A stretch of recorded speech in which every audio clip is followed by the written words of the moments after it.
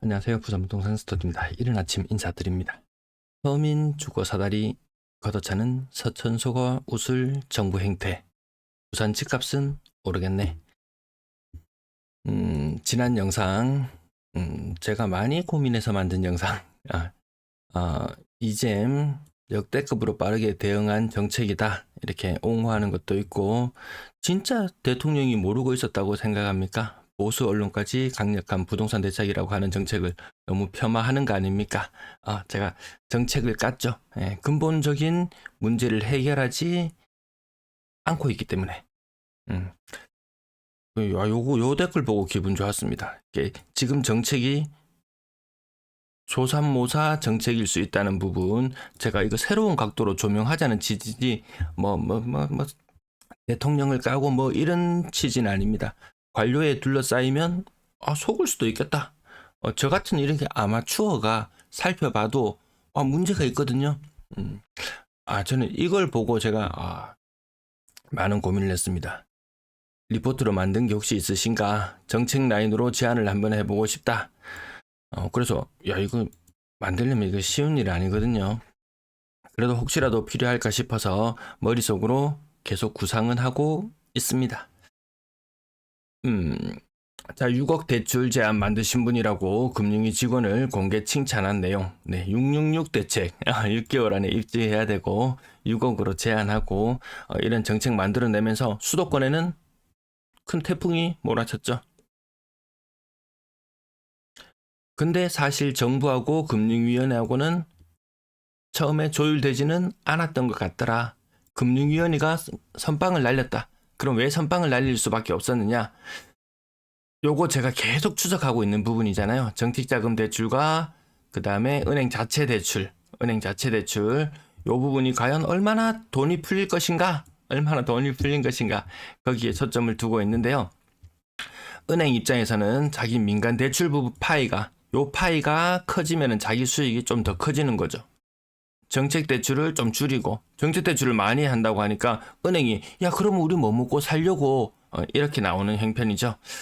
다시 돌아와서 대출 총량 규제 경상 성장률을 3.8%, GDP 성장률과 물가 성장률 합쳐서 한 70조 정도 돈 풀 수 있을 것이다. 작년 말 올해 연초까지.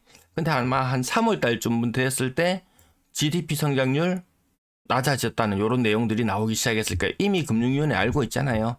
물가 상승률, 환율과 유가 이 두 가지만 놓고 봐도 물가 상승 압박이 그렇게 크지는 않은 상황이다.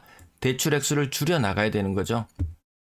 70조 정도 여기서 갚아 나가는 돈도 있으니까 뭐 75조, 80조 뭐 숫자들이 너무 오락가락하지만 어쨌든 정말 의지가 있었다면 서민 주거 사다리를 걷어차지 않으려고 했다면 민간 대출만 45조 하려고 했던 거 민간 대출만 줄여라. 이것만 해도 충분히 가능했거든요. 근데 금융위에서 나온 대책을 보면 정책 대출 너거 10조 줄여 디딤돌 보금자리 버팀목 이런 것도 같이 줄여야 되잖아요. 한도 줄어들었죠. 얘기 10조 줄이고 은행 너것도 10조 줄여라. 정말 서민 주거 사다리를 걷어차지 않으려고 했더라면 정책 대출은 가만히 내버려 두고 민간 대출 너거 줄여. 왜? 민간 대출이 잘못한 부분이 있거든요. 뭘 잘못했나요? 요거 다시 한번 정리합니다. 정책 자금 10조 줄일게. 은행 너희도 10조 줄여. 이게 제가 말하는 은행 수익도 보장해주면서 그럴싸하게 좀 티도 낼 수 있는 그런 정책이라는 거죠. 투기 꿈도 꾸지 말라고 해놓고 돈을 풀죠. 정책 자금. 제가 말하는 부분은 사실 정책 자금도 줄여야 된다. 줄여야 된다. 이 부분도 말씀드리고 있습니다.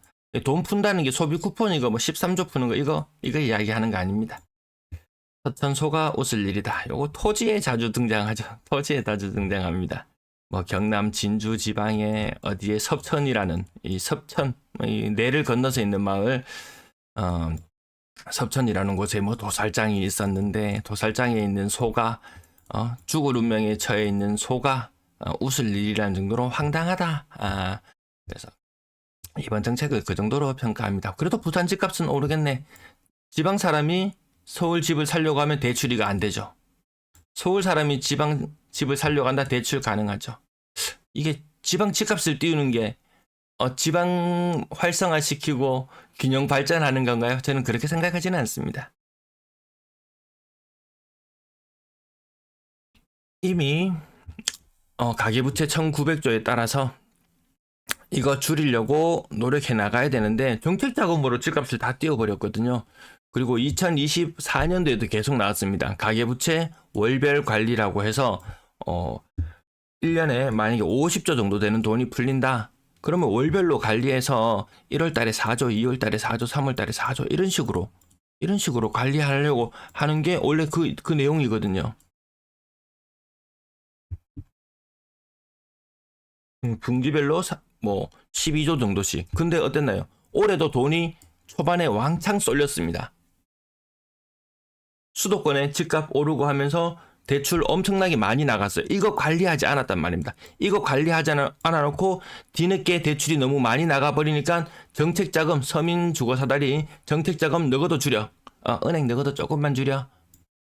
은행이 잘못하고 있었거든요. 그러면 철퇴를 내렸어야지. 충분히 의지만 있다면 가계대출 1900조가 넘어가는 가계대출 줄일 수 있습니다. 집값이 오르지 않으면 가계대출 줄일 수 있습니다.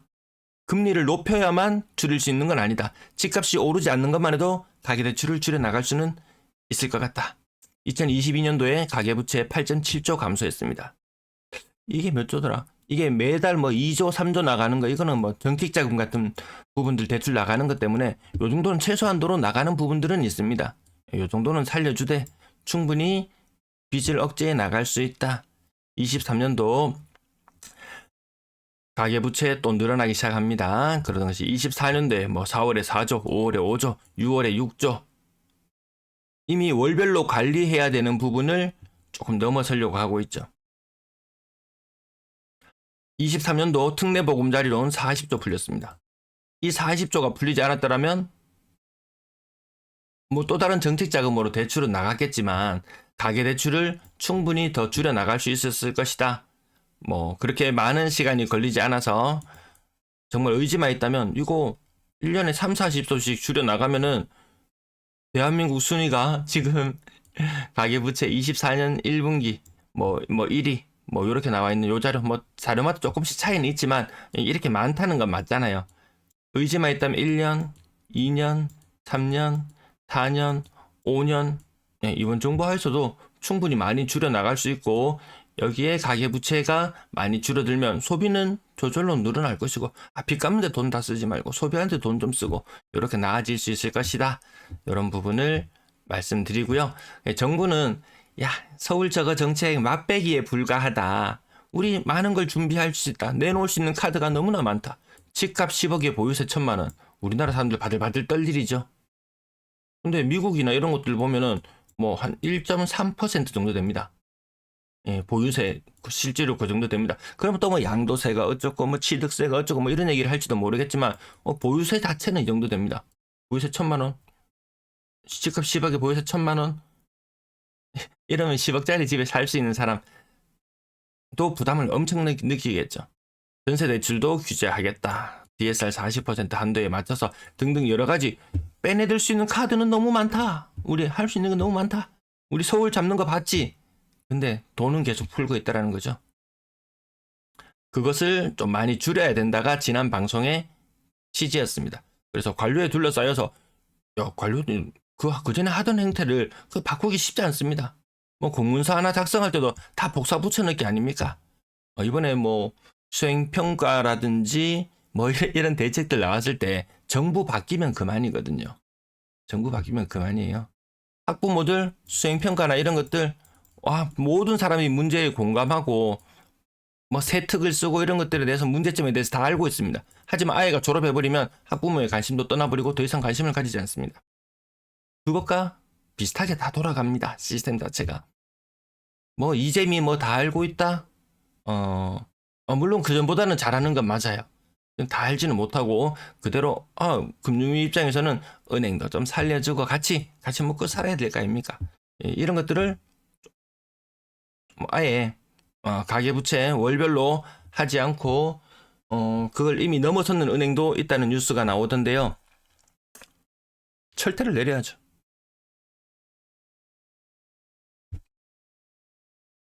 그래서 이미 가계부채가 4월에 4조, 5월에 5조, 6월에 6조, 7월에 거의 7조에 뭐 이런 식이 계속 늘어나고 있었잖아요. 가계부채가. 근데 서울의 거래량은 아직까지 모르겠어요. 7월 달의 거래량도 6월 달 남은 기간과 비슷한 속도로 거래량 흐름이 지금 나오고 있는데, 물론 요 비율에는 좀 차이가 있긴 합니다. 그래도 서울의 거래량이 뭐 대출 금액이나 여러 측면에서 봤을 때는 뭐 3분의 1 토막, 4분의 1 토막, 뭐 거래량이 이렇게 10,000건에 달했던 거래량, 저는 굉장히 많이 떨어지면 정말 한 2,500건대의 거래량이 나올 수도 있겠다, 뭐 이렇게까지도 볼 정도로 떨어지고 있는데, 일단 데일리 수치로 봤을 때는 그런 느낌 잘 모르겠다. 자, 요렇게 거래량이 폭발했을 때 이미 대출 너무 많이 땡겼습니다, 이런 말씀을 드렸었죠. 그리고 여기 지금 이 거래량이 폭발하면 2개월, 3개월 후에 대출 액수가 또 이만큼 폭발한다. 그래서 금융위가 자료를 내놓았다. 은행만 잡았냐? 서민 주거사다리까지 같이 고통 분담합니다. 요런 내용입니다. 자, 부산의 매도 물량 62,200개. 아직까지 많이 줄어든 수치는 아니고요. 고점 대비 2,000개 정도 빠져 있고, 전세 월세 물량은 계속해서 감소해 나가고 있는 모습 보여주고 있습니다. 6월의 거래량은 3,000건에는 조금 못 미치는 수치. 하지만 7월의 거래량은 다를 것 같습니다. 와, 대통령이 의지를 가지고 울경 살려주겠다. 울경 살려주겠다. 저는 조금 수혜를 받을 것 같죠? 느낌에.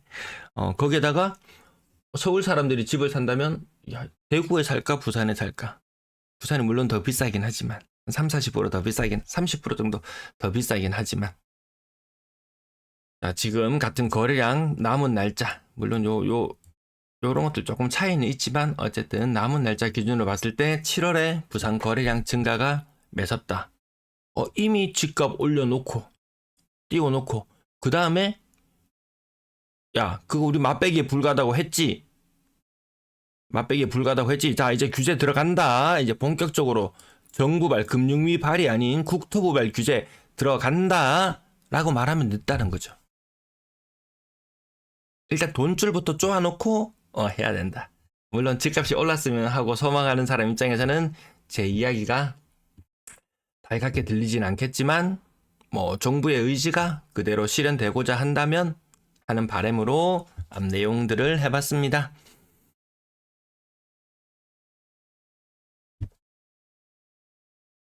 자, 건당 거래대금 연초 4억에서 지금 한 4억 1,500, 4억 1,500 정도 수준까지 올라와 있고요. 자, 이 상태라면 박스권 상단을 돌파하는 흐름이 이미 6월 달에 보였고 7월 달에도 그 흐름은 이어질 것 같다. 3억 미만 거래 비중은 이렇게 많이 줄어들었습니다. 이제 봤거든요. 사람들은 봤습니다. 3억 이하 아파트들 가격 맥을 못 추는 모습을 봤습니다. 오래된 아파트 맥을 못 추는 모습을 봤습니다. 기왕 살 거면 더 비싼 아파트를 더 사는 것 같네요. 6억 이상 거래량, 부산은 이미 꿈틀대고 있습니다. 많이 꿈틀댔죠. 많이 꿈틀댔습니다. 무려 비중이 4채 중에 1채. 와, 이거 진짜 심한데요. 맞네. 2,800건 정도, 3,000건에 살짝 못 미치는 한 2,950건 거래 중에서 6억 이상 거래가 거의 한 800건 정도 나오니까, 야, 부산 사람들이 돈 이래 많나요? 4명 중에 1명이 6억 이상 아파트를 매수한다고요? 해운대구가 먼저 반응하고 있었습니다. 이게 이재명 정부가 바라는 지역 균형 발전인가요? 지역 아파트 말도 지어내기 좀 사실 그러하네요. 자, 분양권 거래량도 지난달 같은 대비 부쩍 늘어난 모습 볼 수 있습니다. 여러 곳에서 반응이 옵니다. 나중에 또 국토부는 또 사후 약방문을 쓰겠죠. 그러면 누군가는 6월에 서울집을 매수했던 것처럼 지금 단기적으로 봤을 때는 그때 매수한 사람 꼭지 잡았네. 자고 일어나면 강남 집값이 1억씩 빠진다고 하는, 물론 수십억씩 하는 집이니까 그런 뉴스 기사도 나올 정도로 사실 규제는 강력했고, 그것이 수도권에 집중될 수밖에 없었던 것이 대다수의 대출이 수도권에 다 몰려 있으니까 대출 총량을 맞추려면 뭐 불가피한 선택이었던 것 같다. 자, 전월세 비중 많이 줄어들었습니다. 이게 어디 할 것 없이 과거 2년 전보다 확실히 월세를 사는 사람 비중이 높습니다. 이 코인에 한 방 걸려고 하나요? 아, 이런 거 하지 마세요. 뭐 테마주에 한번 편승해 보려고 하나요? 아, 이런 것도 하지 마세요. 이 빨리 가려고 하면 이게 진짜 백도 걸릴 확률이 더 높습니다. 그래도 실거주로 한 채 정도는 있는 상태에서 마음의 여유가 있어야지 돈도 따라오지. 돈을 쫓아가다 보면은 오히려 깡통이 더 가까워지더라. 평균 전세 가격 또 부산은 몇십 주째 오르나요? 지금 한 1년 반째 부동산 그 뉴스에서는 오른다고 하는데 올랐는 가격은 2년 전 대비 많이 올랐는데 8%? 평균적으로는 요 정도 1,200만 원? 아니다 1,500만 원? 6, 7%? 서울은 10%? 부산은 한 7%? 2년 전 대비. 대구는 한 4%? 요 정도 올랐네요. 평균 전세 가격 2년 전 대비 올랐는 거 맞다. 근데 단순히 그렇게만 놓고 보면 또 살짝 안 맞는 부분이요. 인기 있는 아파트들 대단지 전세 매물 잘 없어요.